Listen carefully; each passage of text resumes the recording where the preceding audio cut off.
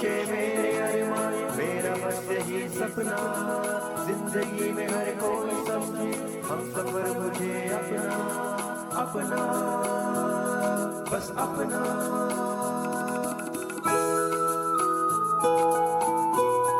अपना radio 96.9 FM. अपना, बस अपना।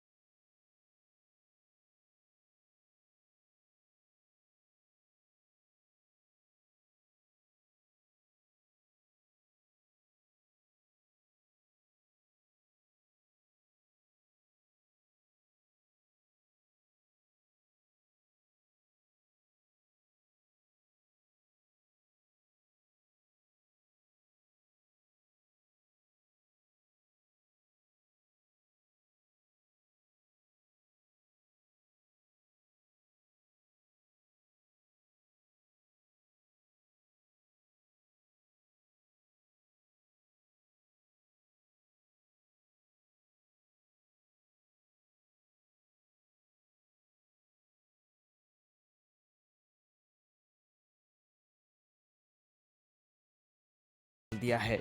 अमेरिका में घटी छोटी से छोटी घटना के बारे में अगर हम अपने देश के किसी भी कोने में जान पाते हैं तो ये सिर्फ प्रेस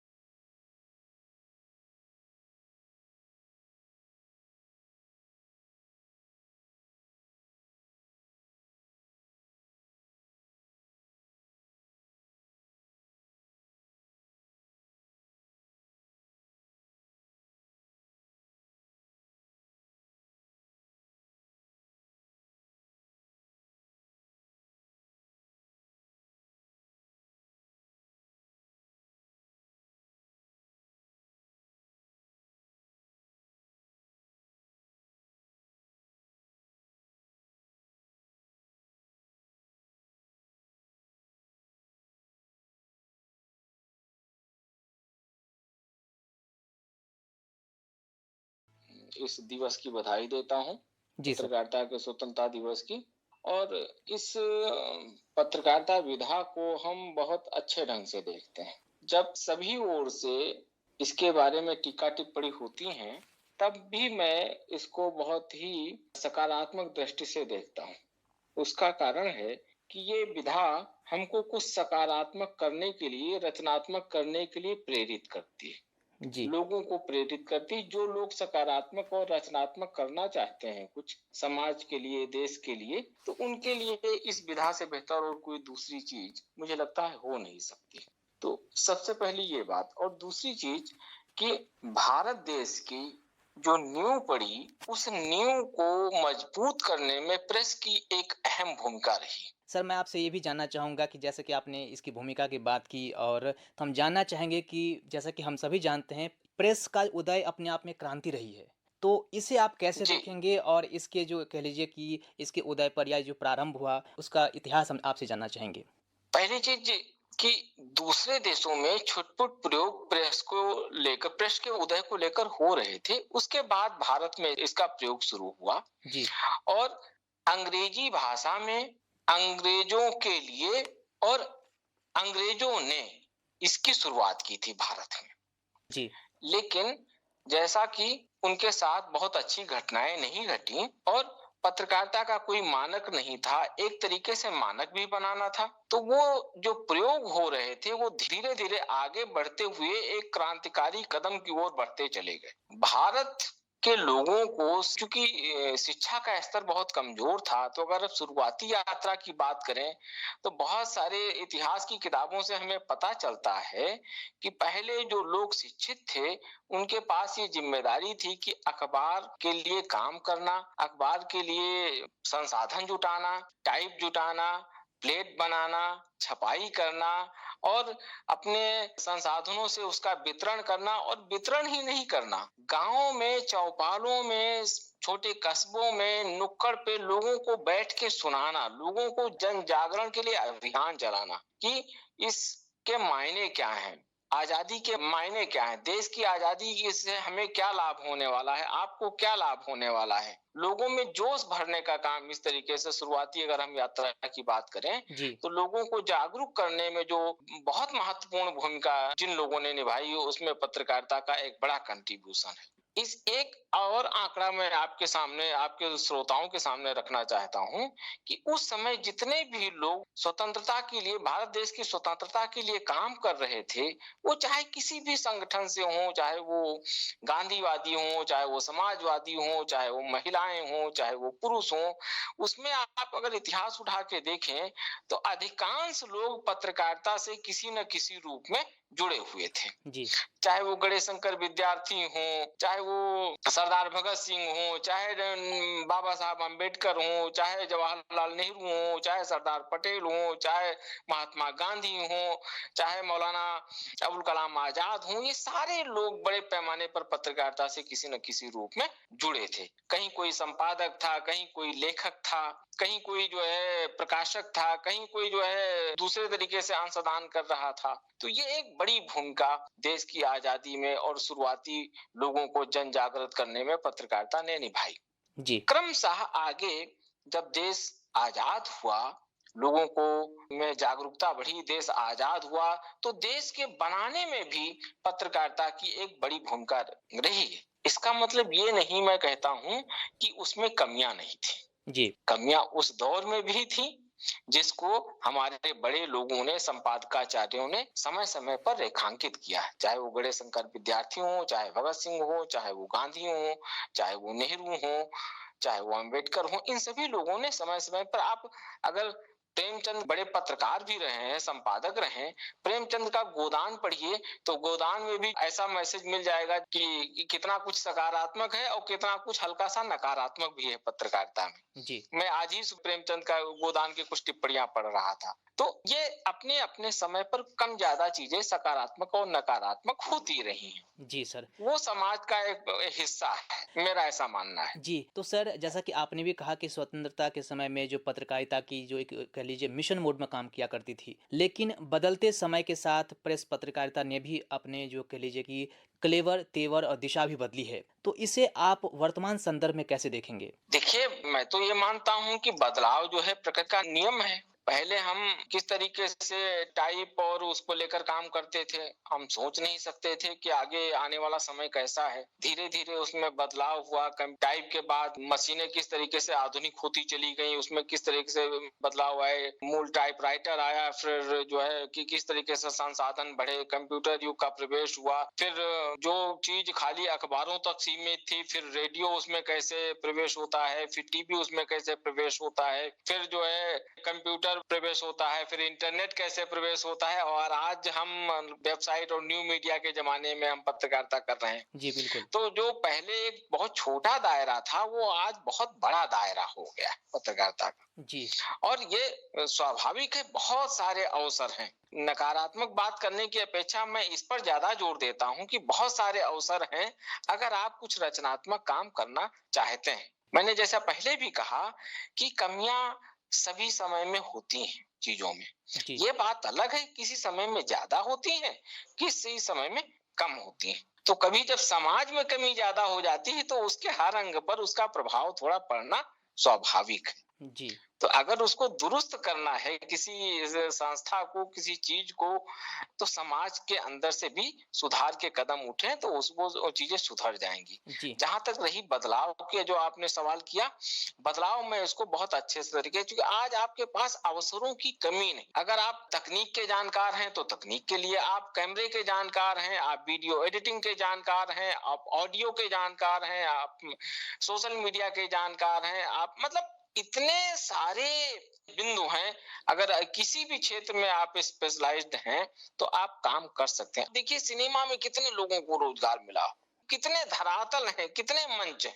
आप ओटीटी के जमाने में हैं, आप ओटीटी में देखिए कितने लोगों को अवसर मिल रहे हैं। आप प्रिंट में नहीं जानना चाहते हैं, आप टीवी में जानना चाहते हैं, टीवी में भी आप न्यू मीडिया में आप जा सकते हैं। आप प्रिंट में रहकर ही, प्रिंट के संस्थान में रहकर ही प्रिंट से दूरी बनाकर न्यू मीडिया में काम कर सकते हैं। तो ये बदलाव मैं एक बहुत सुखद नजरिए से इसको देखता हूँ। जी, बिल्कुल सर। और सर हम आपसे ये भी जानना चाहेंगे कि प्रेस या पत्रकारिता का स्वतंत्र और निष्पक्ष होना एक लोकतांत्रिक समाज के निर्माण में कितना आवश्यक है? मैं जहां तक मानता हूं कि ये बहुत जरूरी है। और जब जब आप हिंदुस्तान के ही नहीं, दुनिया के किसी भी मुल्क के बारे में आप देखिएगा, जब जब ये थोड़ा सा डगमगाया है, उससे देश और समाज और वहां के लोगों पर उसका असर पड़ना स्वाभाविक है। तो पत्रकारिता का मजबूत बने रहना बहुत जरूरी है। पत्रकारिता के जो पाए हैं उनका मजबूत रहना जरूरी है। आप देखेंगे जब जब भी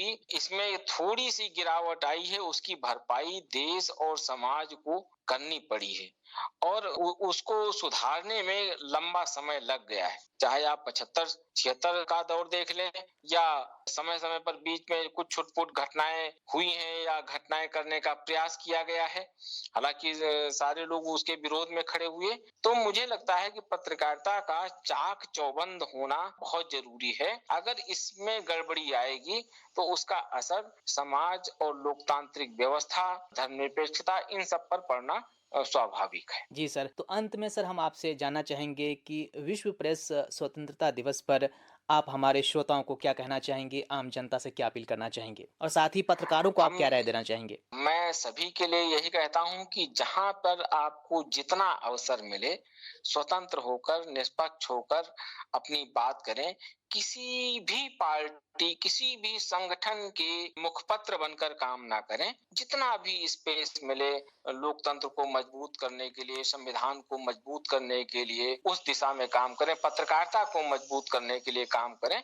और अगर निष्पक्ष होकर काम करेंगे तो मुझे लगता है कि आप लंबी रेस के घोड़े होंगे, लंबा समय तय करेंगे, समाज आप उस तरीके से रेखांकित करेगा। तो किसी के मुखपत्र बनकर, चाहे इस पक्ष का हो, चाहे उस पक्ष का हो, चाहे किसी भी पक्ष के मुखपत्र बनकर ना काम करें। जितना आपको स्पेस मिले, संवैधानिक व्यवस्था, लोकतांत्रिक व्यवस्था, संस्थाओं को बचाने की दिशा में एक तटस्थ रूप से अपना काम करें, तटस्थ रूप से सूचनाओं को लोगों तक पहुंचाएं।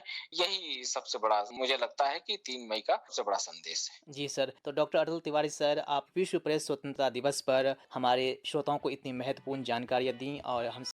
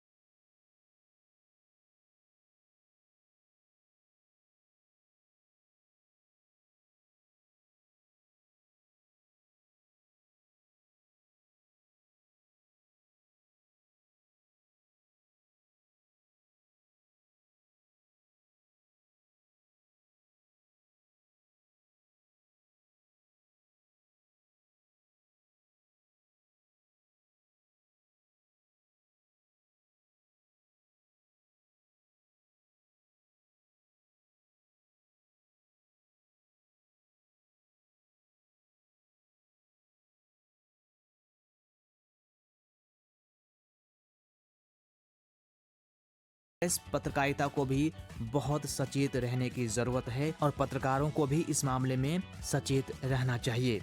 उन्हें इन बातों का ख्याल रखना चाहिए कि सुनी सुनाई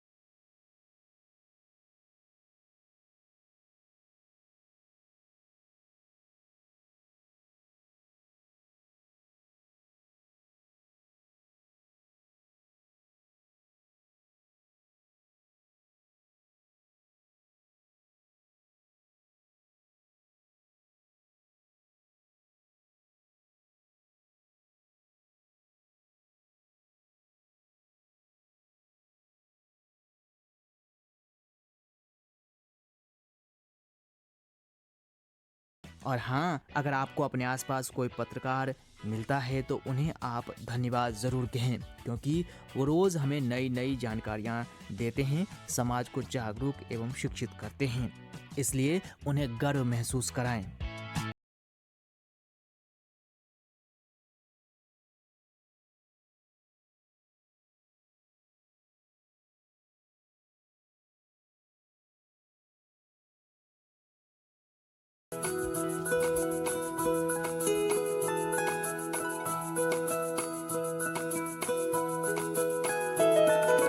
मेरी ख्वाहिशें मेरे अरमान मेरा बस यही सपना जिंदगी में हर कोई समझे हम सफर मुझे अपना अपना बस अपना।